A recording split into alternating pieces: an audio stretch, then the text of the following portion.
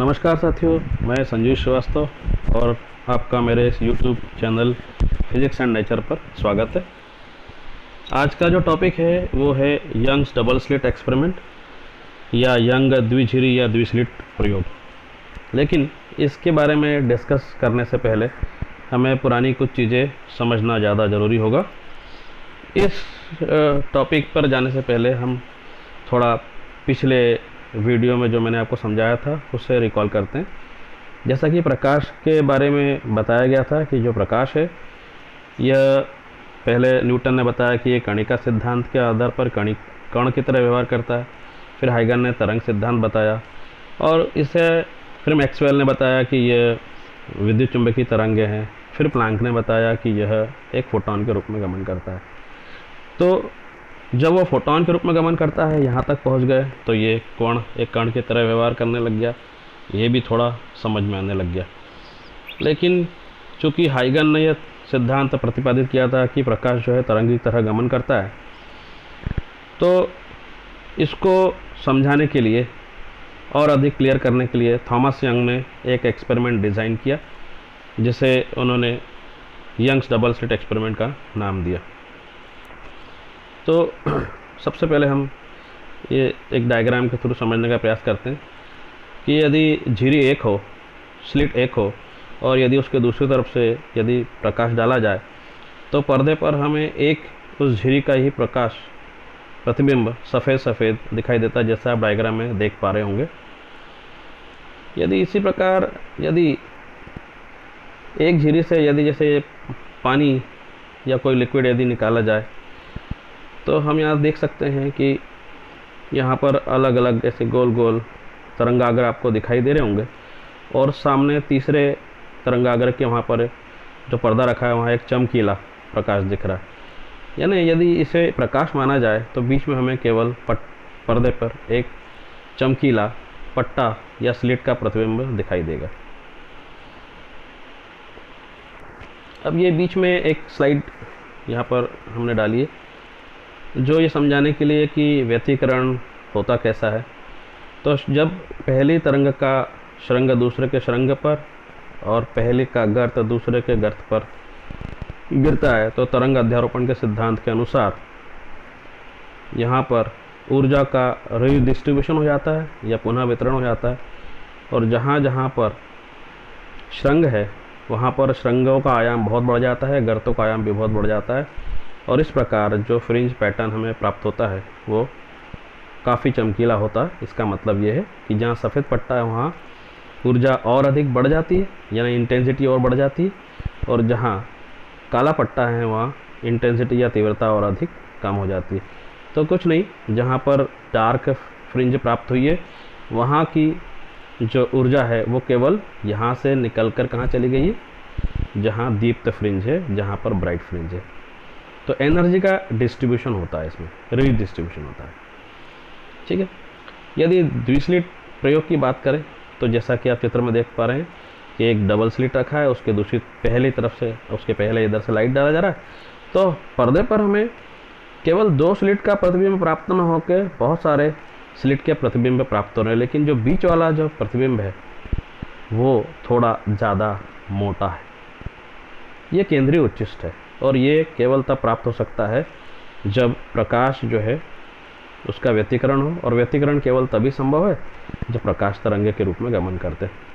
तो young double slit experiment के माध्यम से यह प्रतिपादित हुआ कि प्रकाश जो है तरंग के रूप में गमन करता है।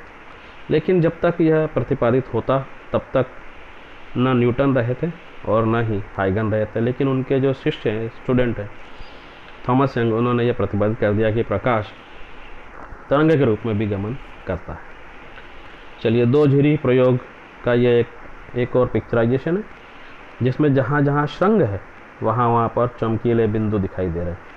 तो इसका जो पैटर्न है वो हमें पर्दे पर आगे प्राप्त होता है, जिसमें बीच में सफ़ेद, ये देखिए फिर से, और उसके बाद में काला पट्टा यानी जहाँ पर अंधेरा है, फिर उसके बाद फिर सफ़ेद पट्टा, फिर अंधेरा, फिर सफ़ेद पट्टा, ऐसे हमको यहाँ पर प्राप्त होते चले जाते हैं। चल अब यंग डबल स्लिट एक्सपेरिमेंट जो है, इसको यहाँ पर हमने रेखा चित्र के माध्यम से भी समझने का प्रयास किया है, इसे भी समझ लेते हैं। तो सबसे पहले देखिए, जहाँ पर एस लिखा है वहाँ एक स्रोत है, और ये स्रोत कैसा है? ये मोनोक्रोमेटिक सोर्स है, एक वर्णीय प्रकाश स्रोत है, ठीक है। और उसके पास में आपको डी लिखा दिख रहा है। ये जो डी है, ये दूरी जो है, ये एक्चुअली में इसके बाद में एक ही स्रोत से दो स्लिट बनाई गई है, S1 और S2। अब यहाँ पर आपको छिद्र नहीं दिख रहे हैं क्योंकि छिद्र बहुत छोटे हैं, तो S1 और S2 के बीच की दूरी जो है वो D है, और इन दोनों के बिल्कुल बीचों बीच का जो बिंदु है उसे O1 कहा गया, यानी S1 और O1 के बीच की दूरी D/2 है, और O1 और S2 के बीच की दूरी भी D/2 है।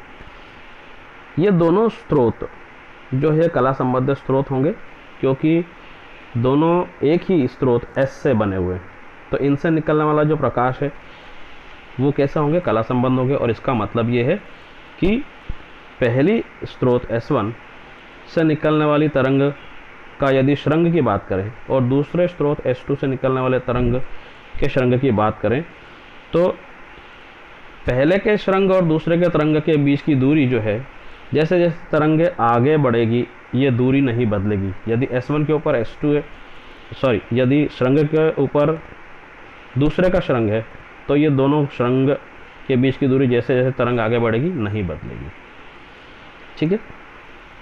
अब यदि आगे चलें तो एक पर्दा रखा है XY, इससे पर्दा करें, और ये दोनों स्रोत S1 S2 से कैपिटल D दूरी पर है। इस पर्दे पर एक बिंदु लिया है O, कैपिटल O, जो कि S1 और S2 से बिल्कुल समान दूरी पर है, यानी ये O1 के लगभग लंबवत है, परपेंडिकुलर है। इसी प्रकार S1 से यदि एक लंब डाला जाए पर्दे XY पर, तो Q बिंदु प्राप्त होता है, और S2 से यदि लंब डाला जाए तो पर्दे SY पर एक बिंदु R प्राप्त होता है। यानी OQ और OR इन दोनों की जो दूरी कितनी है? D/2। अब चूंकि यहाँ पर प्रकाश का व्यतिकरण होने वाला है, हम जानते हैं, तो पर्दे पर O पर तो हमें केंद्रीय उच्चिष्ट प्राप्त हो जाता है, यानी सेंट्रल मैक्सिमा, ये एकदम चमकीला मोटा पट्टा जैसा कि आपने पहले देखा। लेकिन उसके बाद काला पट्टा, सफ़ेद पट्टा, काला सा पट्टा, ऐसा चलता चला जाएगा, और बिंदु P पर हमें यहाँ पर एक सफ़ेद पट्टा प्राप्त हो रहा है, यानी सफ़ेद फ्रिंज प्राप्त हो रही है। इस बिंदु P की जो दूरी है वो O से स्मॉल x लिया हुआ है, ठीक है। तो यदि हमें इस बिंदु P की यदि पथांतर निकालना हो, तो पथांतर का मतलब ये है कि S1 से प्रकाश की किरण चलते हुए P तक गई, तो उसने कितनी दूरी तय की। वैसे S2 से यदि प्रकाश की किरण यदि चलते चलते P तक गई है, तो उसने कितनी दूरी तय की है। तो पथांतर क्या हो जाएगा? S2P, यानी S2 से P तक की दूरी जो S2P माइनस S1P, यानी S1 से P तक की दूरी। तो पथांतर क्या हो जाएगा? S2P minus S1P। तो ये तो हमने इस डायग्राम से समझा, ये यंग्स का डबल स्लिट एक्सपेरिमेंट। आगे चलते हैं। तो अभी हमने जो डायग्राम में देखा वो आपको यहाँ पर फिर से थोड़ा सा बता देते हैं कि ऐसे एक वर्णीय प्रकाश का स्रोत है, जिसे एक छोटे से छिद्र द्वारा अन्य दो छोटे छिद्रों पर गिराया गया, जिन्हें चित्र में S1 और S2 द्वारा दर्शाया गया। दोनों छिद्र अर्थात S1 व S2 एक दूसरे के पास पास है, ये काफ़ी कम दूरी पर रखे रहते हैं। दोनों छिद्र प्रकाश के स्रोत से समान दूरी पर हैं, अतः स्रोत S से चलने वाली प्रकाश तरंगें समान कला में छिद्र S1 व S2 पर पहुंचती है। इन दोनों छिद्र उच्च कला संबंधित स्रोतों की तरह व्यवहार करेंगे। और हाइगन ने भी बताया कि तरंगाग्र का प्रत्येक बिंदु एक नए स्रोत की तरह कार्य करेगा, यानी S2 और S1 से नया प्रकाश स्रोत बन गया समझो।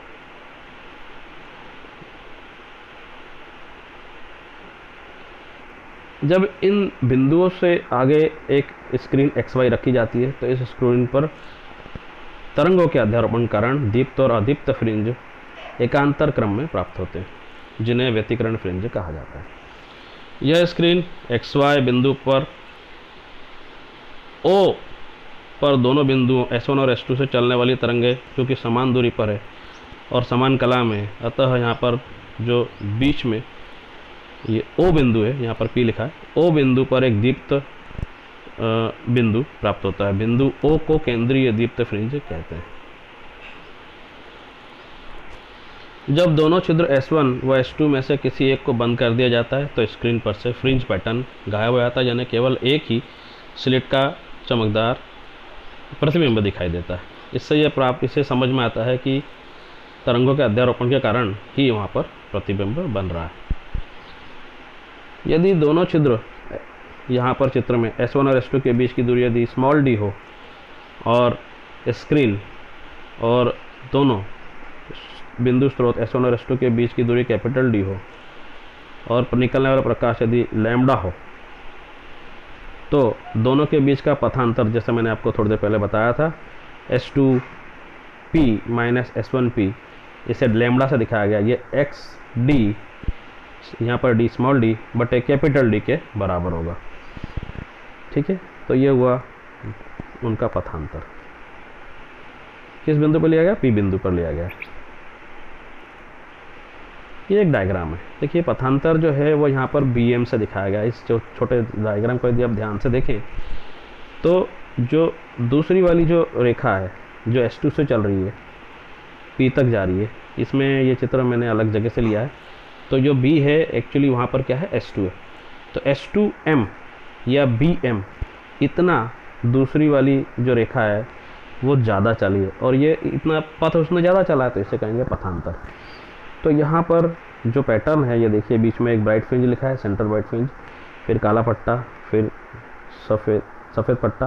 पर चूँकि इंटरफेरेंस पैटर्न है तो ये सफ़ेद पट्टों की जो मोटाई है सब जगह बराबर होगी। इसमें लास्ट वाले में थोड़ा गड़बड़ दिख रहा है, बाकी ये पट्टे जो हैं ये समान मोटाई के होंगे सेंट्रल मैक्सिमा के बाद में। ये देखिए यहाँ पर सभी पट्टे कैसे हैं? समान मोटाई के। एक डायग्राम में बीच में ब्राइट फ्रिंज है, फिर डार्क है। जैसे लाल कलर का जो दिख रहा है वो एक्चुअली काला होना चाहिए। तो सफ़ेद लाल या सफ़ेद लाल की जगह क्या होगा? काला। सफ़ेद काला, सफ़ेद काला, सफ़ेद काला, ऐसा पट्टा हमको वहाँ पर प्राप्त हो जाएगा। पोजीशन ऑफ ब्राइट फ्रिंज, दी फ्रिंजों की स्थिति। व्यतिकरण के सिद्धांत के अनुसार किसी समपोषी व्यतिकरण का पथांतर के लिए जो शर्त है वो क्या होती है कि दो तरंगे यदि उनमें व्यतिकरण हो रहा है और समपोषी व्यतिकरण है, तो यदि उनमें पथांतर है भी तो ये पथांतर दोनों की तरंग दैर्घ्य के बराबर होना चाहिए। और फ्रिंज विड्थ अभी आपने थोड़ी देर पहले देखी है, या पथांतर अभी आपने थोड़ी देर पहले देखा है, वो है XD अपॉन कैपिटल D। तो पथांतर किसके बराबर होना चाहिए? तरंग दैर्घ्य के गुणनफल के बराबर। ठीक है, तो यदि दीप्त फ्रिंज की स्थिति फिर क्या बन जाएगी? तो x इसका निकालेंगे तो x बराबर capital D upon small d into n lambda. तो जहाँ जहाँ पर capital D upon small d और n लैम्बडा इसके गुणनफल की स्थिति बनेगी, वहाँ पर हमें क्या बनेगा? हमें यहाँ पर दीप्त फ्रिंज प्राप्त होगी। और कुपोषी या विनाशी व्यतिकरण की स्थिति का के लिए पथांतर क्या होगा? ये लैम्बडा बाई 2 के गुणनफल में चलना चाहिए। यानी इसको थोड़ा समझते हैं। यदि पहले का श्रृंग है तो दूसरी जो क्या बोलते हैं तरंग दैर्घ्य है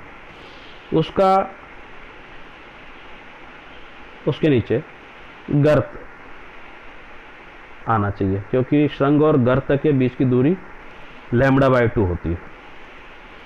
ठीक है, तो यदि हमको डार्क फ्रिंज जहाँ पर मिल रही है तो हमें ये समझना चाहिए कि वहाँ पर पहले का श्रृंग गिरा है और उसके नीचे दूसरे का गर्त गिरा।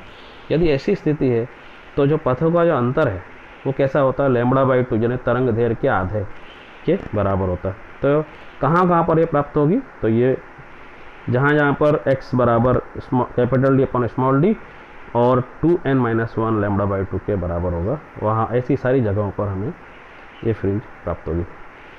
फ्रिंज की चौड़ाई का सूत्र क्या है?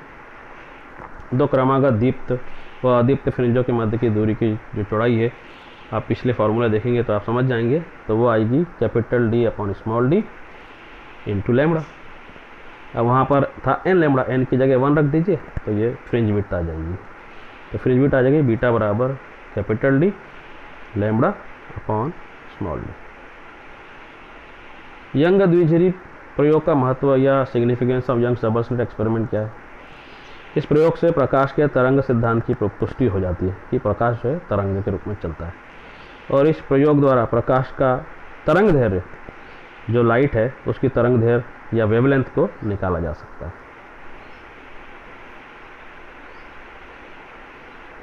Thank you for listening.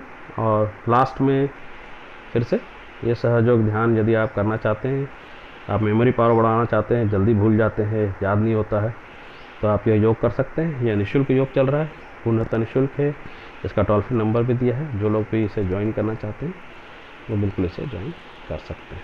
Thank you.